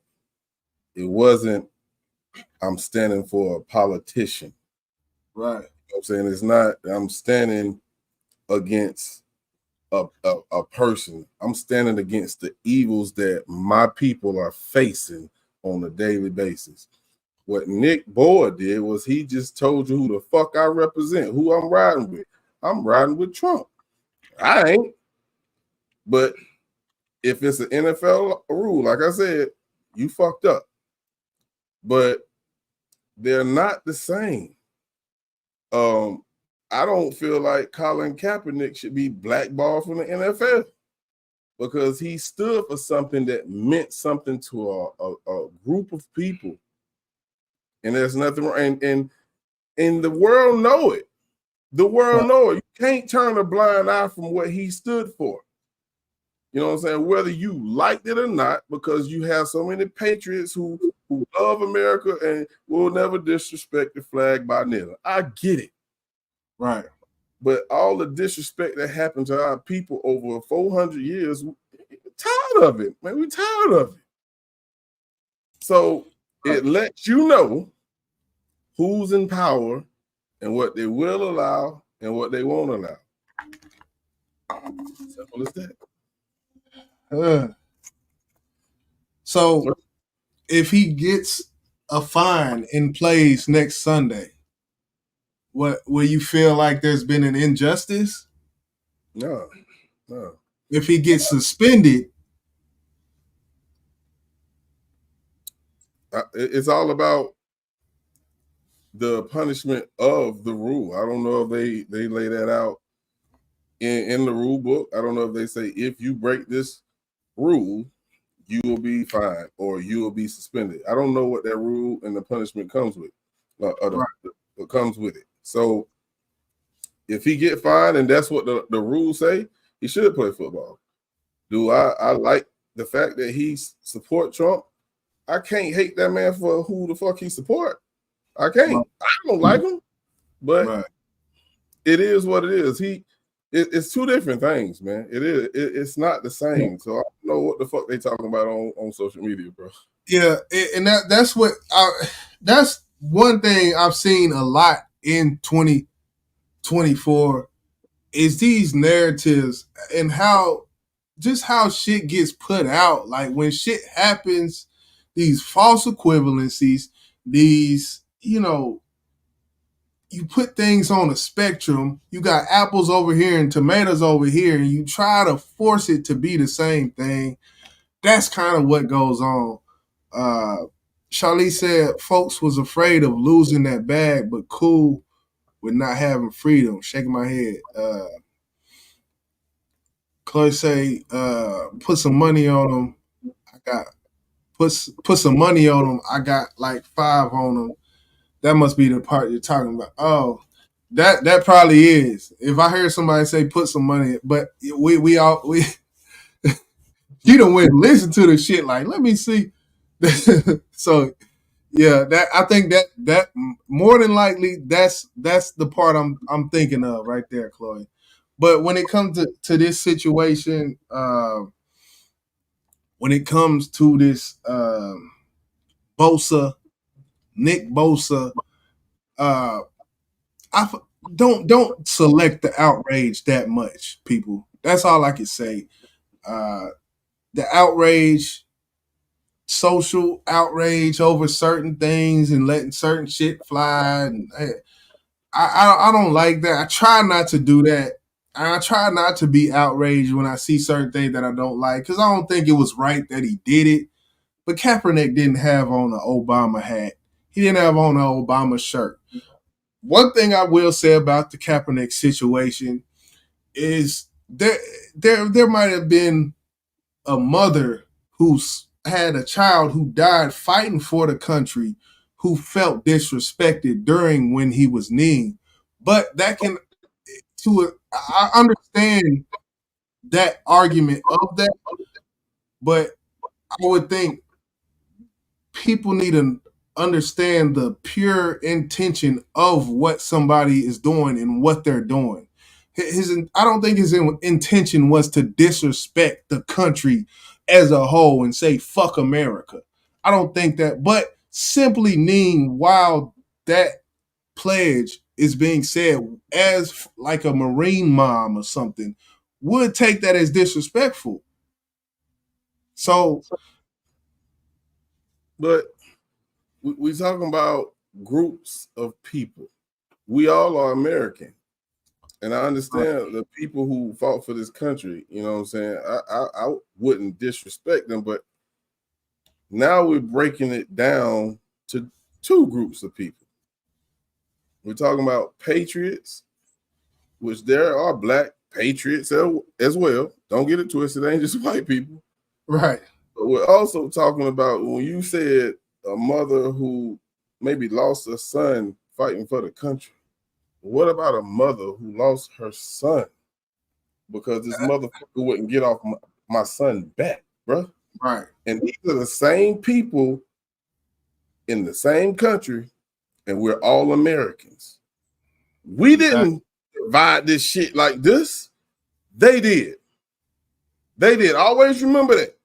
So when it comes to when Jay-Z became the I guess the ambassador of the halftime show. Oh yeah. Asked him, you know what I'm saying, about the he like, we done nearly.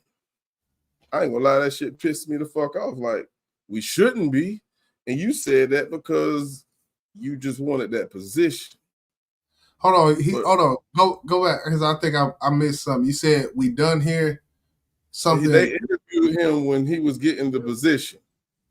And they asked him what you think about, you know, the Colin Kaepernick kneeling and how they did that. He was feeding these motherfuckers what they wanted to hear, and at the end of the day, Colin Kaepernick never got his job back, bro. Right. You know what I'm saying? Go ahead. Right, and you know, yeah, Hove saying that and being that vague with it. I do remember that statement in response to that comment, and that comment could be, and I kind of took it as a vague comment as well. I feel like there should have been more explanation behind it. Of course, the blackballing came after opting out of a contract in which, like you said, if he didn't opt out of his contract that year, he would have been sitting on the bench anyway. Yep. And as the rule that the NFL put in place saying they must stand and all of that came after the fact. So yeah, with that situation, that was a while ago. But when it comes to this situation, this is apples, that's oranges. It's two different things. Let's not try to conflate these two situations to make it one and saying, oh, look what he doing, but he did that and he got blackballed. I don't feel like that's fair. Am I wrong for that, or do you agree or disagree with that? Well, I mean, the average black person said, I don't give a fuck about fear, and I understand that. Because of shit ain't been fair for us and forever. I get it. But if we're talking about speaking in logic, no, it's not. It's not the same. I think it would be different if it was a different person who represented MAGA. Because regardless of how many people like Trump, there's a lot of motherfuckers don't like what he stands for. You know what I'm saying? I think if it was another president who stood for good, but just a different, he on the other side of his opponent, I don't know how I don't think people would have took it. Now, of course, it's still an NFL rule, but I don't think people would have took it as a sign of disrespect, because regardless of if you like it or not, a lot of people feel like Trump stands for racism. And you have every right to feel that way. Yeah. And just to throw it in real quick, as we stamp, popular vote 168, Harris 81. But that's the popular vote. As we know though, that this whole shit going on right now on TV and all of this politics shit, you can win the popular vote, but if certain states don't do certain things, you can still lose. So yeah, that's true. So it's one of the electoral. It's about electoral. Certain states got more seats and all this convoluted bullshit going on right now. Man. The electoral votes in these states got more seats in these states, and the popular vote this, and the people this, and the people that. Let me go to some of these comments. Oh shit, I was gonna look at them too. Go ahead, man. Yeah, he broke a rule, then he broke a rule. Deal with it, move on. The Kaepernick thing will always be an argument because of the military, and that's close to politics. And that's the thing. Politics kind of infiltrates all of these kind of discussions in which it sounds like from Cupcake. She like, fuck all these goddamn. She said, we are not obligated to stand. We are not obligated to either stand for or recite the Pledge of Allegiance. And I know when I was in school, I had no political view. I had no conscious view, but I knew I did not like doing that shit. I think there was something that went on where schools were changing things or something where it wasn't I don't know. I just know there was a discussion about it a few years ago. I don't know where that went as to what elementary kids do, but I know when I was in elementary school, I had to do it. We stood up. Nobody really put their hand on their heart and took their hat off, and like it wasn't like that, but it was like something that happened type of thing. Cupcake say, I am a constitutionalist and I'm not moved by emotional or political arguments regarding these issues. And I can respect that. I can respect that because I didn't fucking vote. That's probably why we live right goddamn now, because I didn't vote. So yeah. It's one of them things. And Charlize say, nope. He works for a corporation and he accepts their money. Accept the fine. It's in your contract. And that's the number one thing. And that's boss what you were kind of harping on at the beginning when you were going in, when you started the discussion off, that this is the rule. You are signed to a contract, and this contract is under the umbrella of these rules. So if some shit, it's one of them things, like, but we're gonna move on. Chloe saying Texas had to due to the US won and Texas won.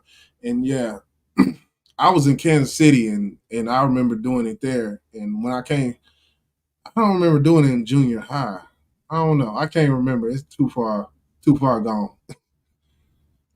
Yeah. But yeah, I mean, that's why I really don't like dealing in politics, period, because, a lot of people don't think with logic. They just think with feelings. Passion. You're going to always fucking feel when you put feelings in fucking logic. Don't ever do that, people. Right. Except with a woman, because you got to do it just to stay with her. We going to move past that. Hey, man, we going to get into our last segment of the night before goddamn this boy get us in trouble, man. This is the meat and potatoes.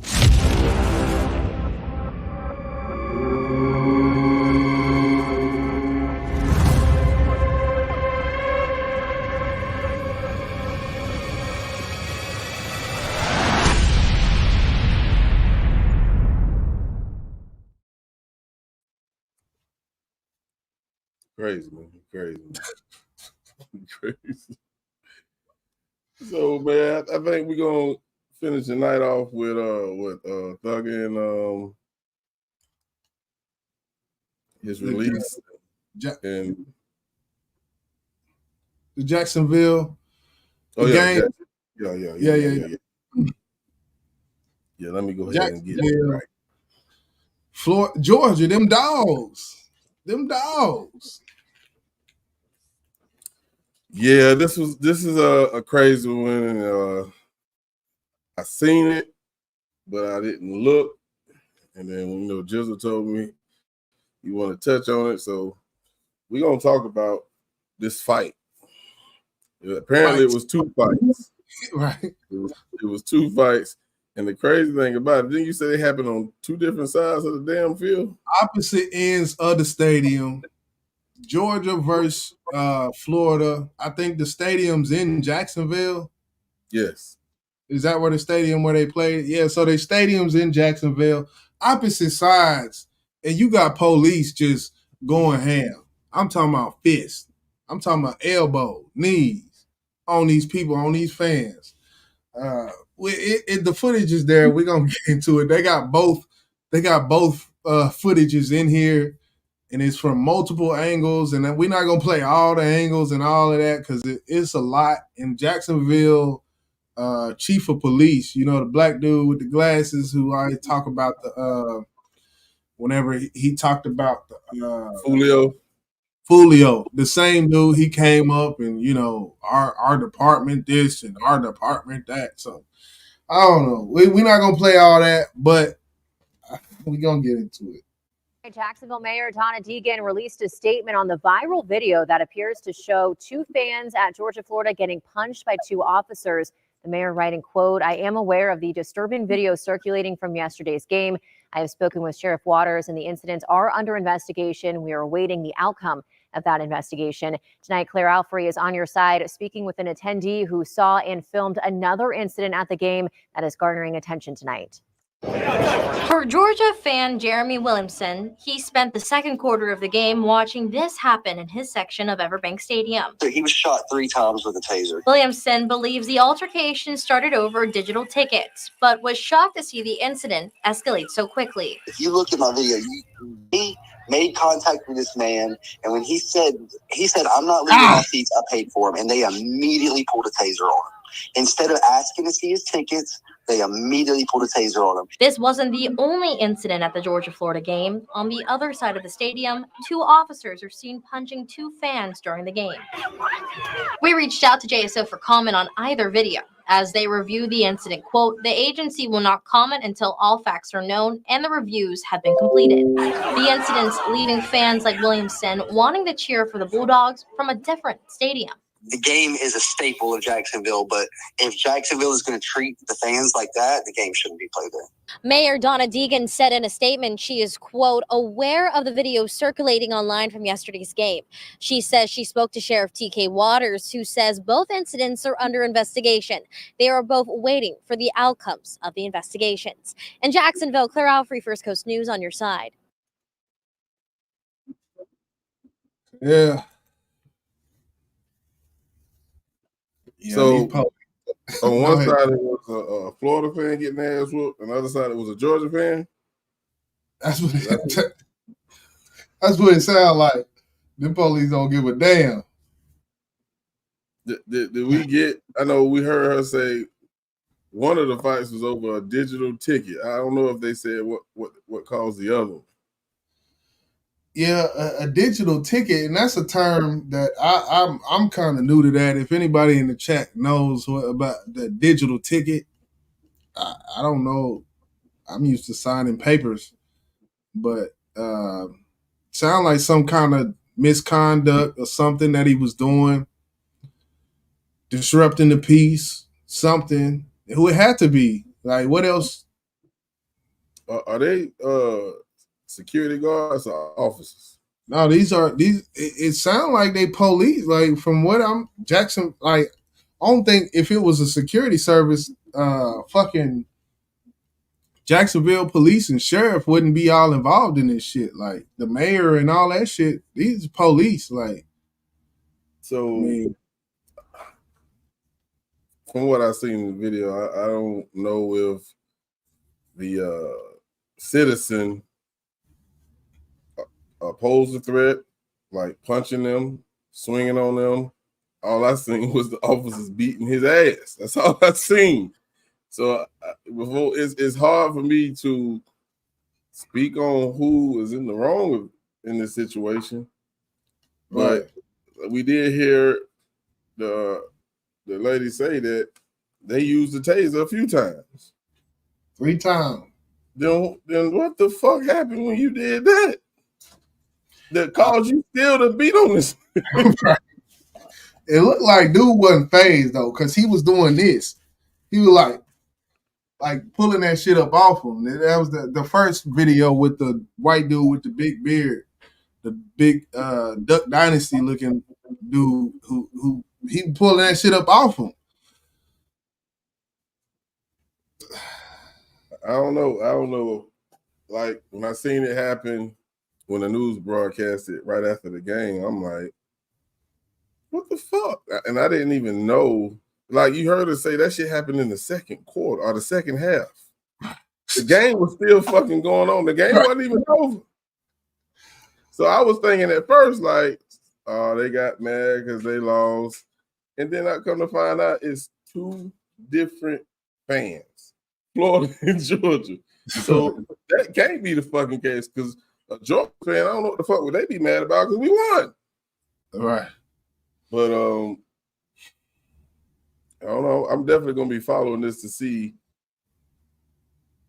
hear more, should I say, on the outcome of what caused it, the other one at least, and if those Jacksonville police officers were in the wrong for what they did, because Buddy was wailing on his ass, bro. Yeah, now he's wearing his ass out. He would, them punches was close to his body, his leverage. He had leverage, like his feet were planted. Like then the other dude, he's sitting on top. Just I don't know what that is, but man, look, a lot of them can't fight. Yeah. Chloe said, I would sue the stadium, the city police department, the state, and the NFL. But that was a college game. I know it was held in the NFL stadium, but damn, you gonna sue the NFL too? Well, I guess she be NCAA. I don't know. Yeah. She said digital ticket. Of course, it's a ticket for the game. Maybe it's a ticket that they can have on their phone. Maybe I don't know.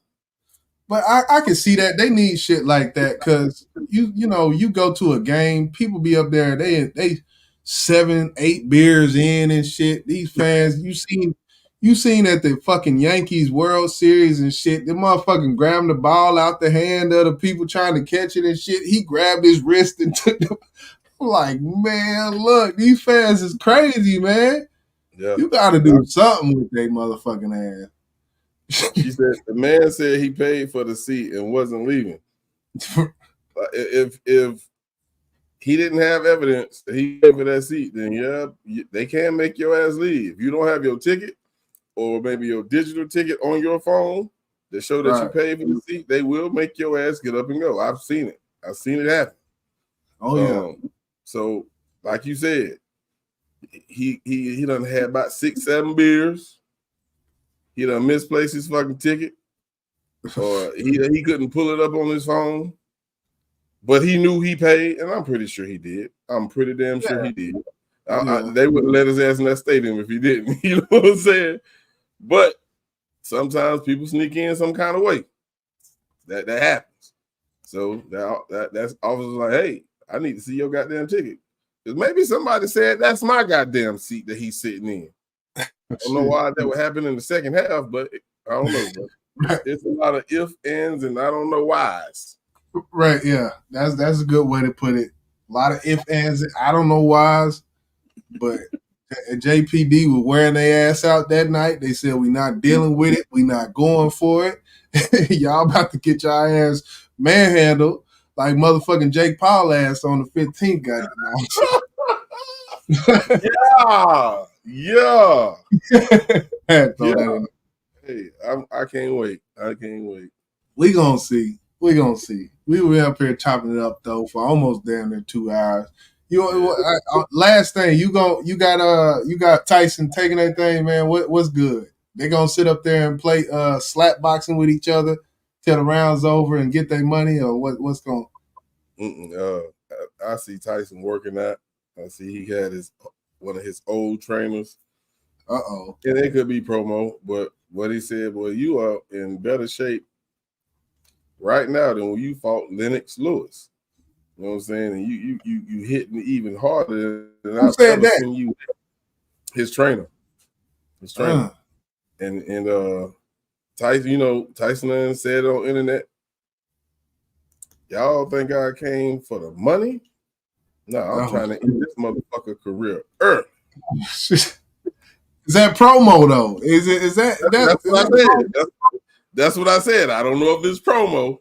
It could be promo. But we know Tyson don't play by the internet rules because he ain't a part of this era. Even though he got his little podcast or whatnot. Right. When Tyson get in that fucking ring, he might forget that I don't supposed to hit him hard. But they say they're not wearing no headgear, and you can knock somebody out. 8 2-minute rounds. I believe that's right. Okay.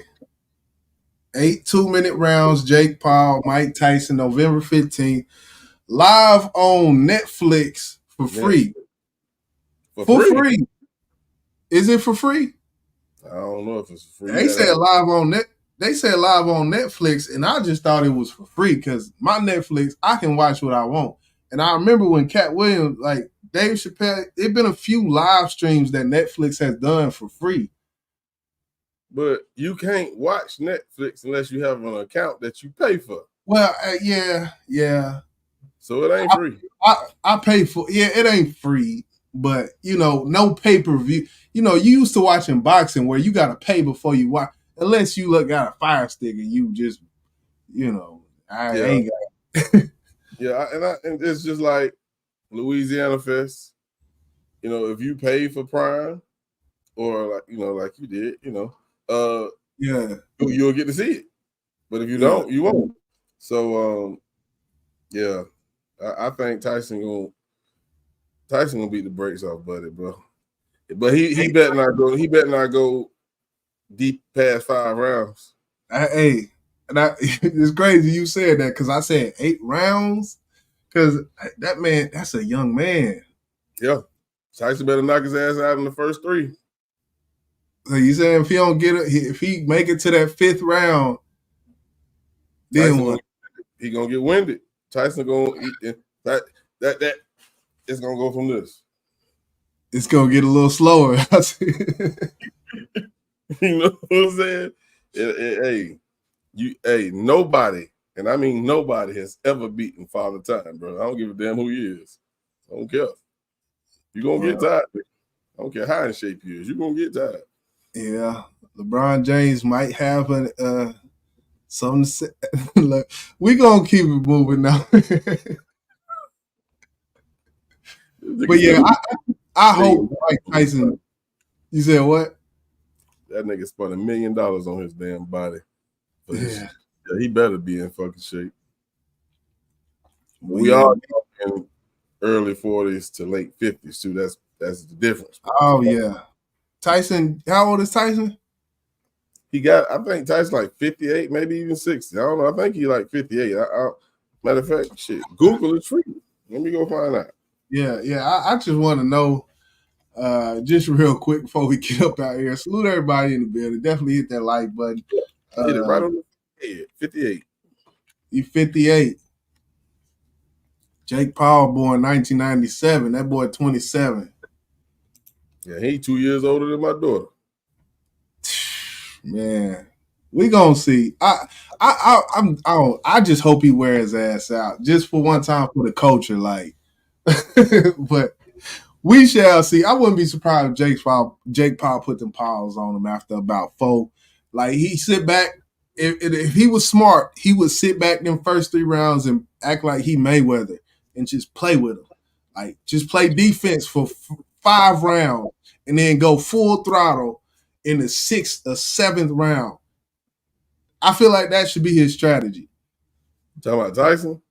No, I'm talking about Jake Paul. If he want to win, wear his ass out. Like let him get all that energy out and shit, and then come about the 6th or 7th, and just go full throttle.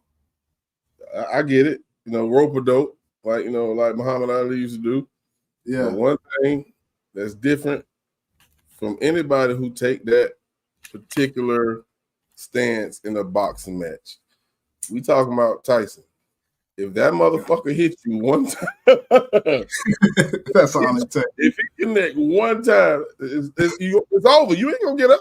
I promise you, you ain't gonna get up. I don't care if it's 58 or not. That motherfucker's still strong, bro. Yeah, we gonna see. But yeah, salute to everybody. We gonna get up out of here. Yeah, most definitely, man. Appreciate y'all for tuning in, man. Another episode, Big Business Podcast, episode 41. We'll be back again next week for episode 42. Better believe it, man. Consistency is key, baby. And before we get out of here, man, shout out to the goddamn Hot Boys, man. Salute to the goddamn Hot Boys, man. Oh yeah. Yeah, man. Oh yeah, that was lovely. We even seen their ass after the fact.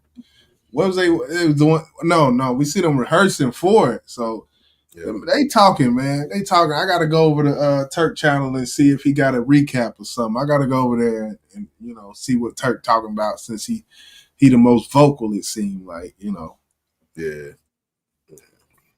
But we're gonna get up out of here, man. We're gonna see y'all next week, man. And we're gonna end the night. Jake Paul gonna need these around him. Either you gonna float, fly, or it's over for you, my guy. Y'all have a good night.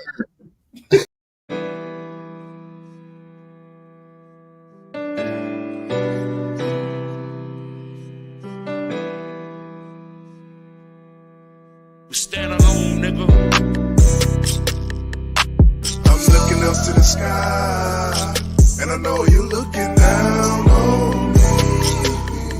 When it gets tough and I don't know why, better know that it's some angels around me. Angels around me.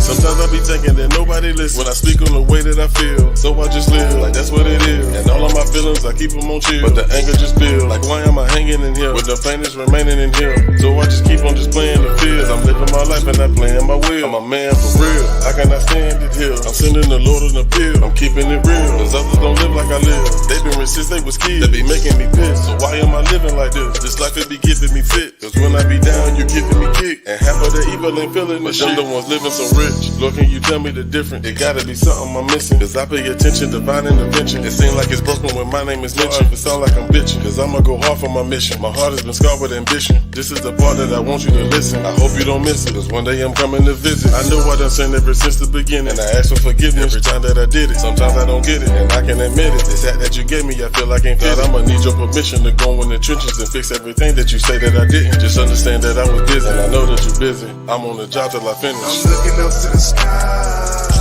and I know you looking down on me.